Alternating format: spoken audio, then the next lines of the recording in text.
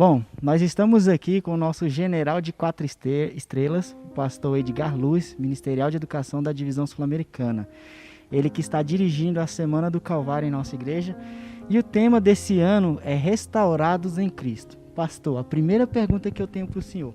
As pessoas hoje elas vivem querendo restaurar coisas. Restaurar casas, carros, restaurar a vida profissional, restaurar várias coisas em suas vidas, né? Saúde também, no momento que a gente está vivendo. Mas a gente sabe que o mais importante hoje é restaurar a nossa vida espiritual.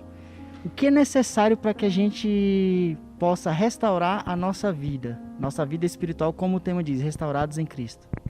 Bem, primeira coisa, eu não sou um general de 4 estrelas, sou um soldado nessa frente de batalha e fico muito feliz em ser um soldado de Cristo Jesus. Bem, todo o processo de salvação implica na restauração do ser humano à imagem do seu Criador, no aspecto físico, mental e espiritual. Então, nós temos que ser cada dia restaurados em Cristo Jesus nesses 3 aspectos, esses 3 pilares importantes, que é o físico, o intelectual, o cognitivo e o espiritual.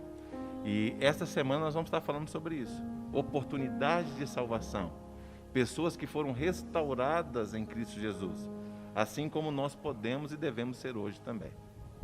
E nesse momento de pandemia que a gente está vivendo, porque assim, a Semana do Calvário geralmente é para alcançar pessoas que estão lá fora, que precisam ouvir de Cristo.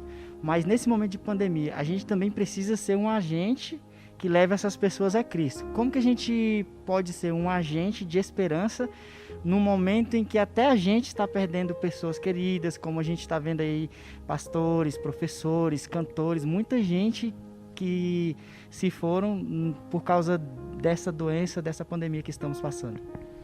Bem, nesse momento tem uma dor devastando o planeta.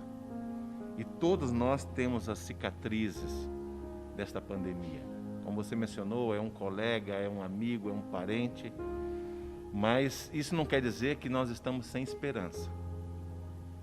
Isso não quer dizer que a gente não tenha um Deus próximo que está nos cuidando.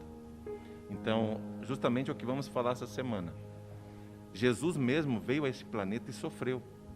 Os seus discípulos sofreram, mas isso não quer dizer que eles não tinham esperança e não tinham salvação. E o próprio Salvador disse: neste mundo tereis aflições, mas não desanime, porque Ele venceu o mundo.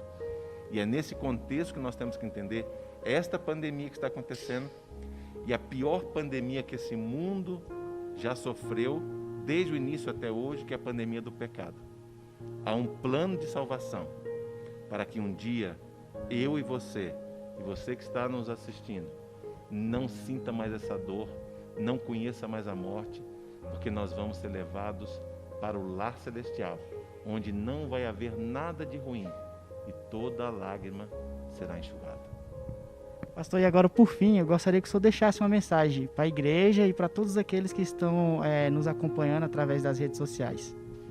A mensagem é: ame a Deus sobre todas as coisas, ame ao próximo como a si mesmo, seja solidário, ajude as pessoas, seja um bálsamo para aqueles que estão sofrendo, clame a Deus, ore por todos, por aqueles que estão sãos, aqueles que estão doentes, as famílias enlutadas, e vamos nos unir nessa corrente de oração, clamando esse Deus Salvador, para que Ele se manifeste e possa curar cada um de nós da doença física e também espiritual, para que a gente possa estar com Ele na eternidade.